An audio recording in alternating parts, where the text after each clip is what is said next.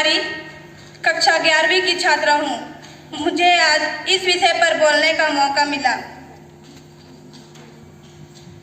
आज मैं आप सभी के सामने एक अति विशिष्ट विषय के बारे में बात करने जा रही हूँ। हमारा जीवन का बहुत ही महत्वपूर्ण हिस्सा है। ये साथ ही साथ इसे किसी भी प्राणी मात्र की मौलिक आवश्यकता माना जाता है। मैं बात कर रही हूँ भोजन की, जिसके बिना किसी भी प्राणी का जीवित संभव नहीं है। हमारा देश भारत जैसे विशाल देश, जो जनसंख्या की दृष्टि से विश्व का दूसरा सबसे बड़ा देश है, कि आवश्यकताओं को पूरा करना इतना आसान काम नहीं है। परंतु ये सत्य है, कुछ चीजें ऐसी होती है जिनकी कमी को नजरअंदाज नहीं किया जा सकता। भोजन हमारी मूलभूत आवश्यकता है, जिसके ना मिलने पर हमारा जीवन खतरे में पड़ सकता है।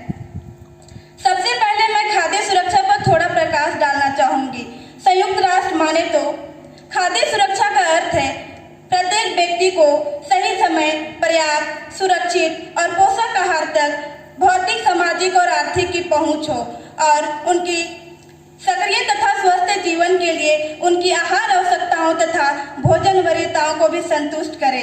सामान्य अर्थों में देखें तो खाद्य सुरक्षा का मतलब हुआ कि देश के प्रत्येक व्यक्ति को समय अनुसार संतुलित व पोषक तत्वों से परिपूर्ण संपूर्ण आहार उचित मूल्य पर आसानी से प्राप्त हो। अगर ऐसा संभव नहीं हो पाता है तो इसीलिए हम खाद्य सुरक्षा पर संकट आना कहते हैं। इस संकट से उभरने के लिए देश को चाहिए कि वह देश की मांगों की पूर्ति कर सके, अन्यथा विकास के सारे कार्यों से प्राप्त सम्मान क्षण भर में मिट्टी में मिल जाएगा।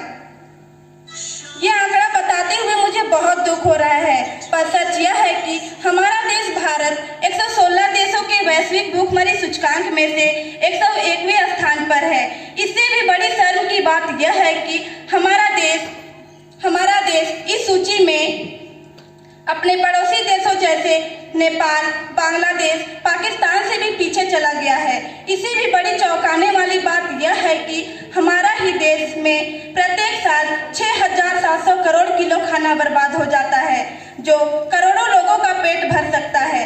अगर हम खाद्य संकट में सामना कर रहे हैं तो इसलिए नहीं कि हमारे पास पर्याप्त मात्रा में खाद्य सामग्री नहीं है, बल्कि इसलिए कि हमारे देश में, हमारे समाज में खाद्य सामग्री का भी वितरण समान नहीं है। खाद्य संकट को दूर करने के लिए इसी असंतुलन की वजह से हमें खाद्य संकट झेलना पड़ रहा है। खाद्य संकट को दूर करने के लिए हमें कोई हरित क्रांति या आंदोलन करने की जरूरत नहीं है। हमें जरूरत है लोगों में तथा समाज में सामाजिक जागरूकता फैलाने की।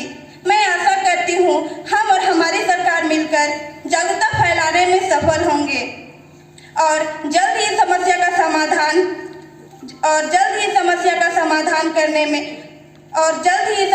समाधान आपसी सहमति और समझदारी से कर लेंगे। मैं खुश हूँ कि मुझे इस विषय पर बोलने का मौका मिला और मैं इस विषय पर जागरूकता फैलाने में मैं भी सहभागी बन पाई। इसके लिए मैं अपने विद्यालय और इससे संबंधित सभी सामान्य व्यक्तियों को हृदय से धन्यवाद करती हूँ। धन्यवाद। जय हिंद, जय भारत।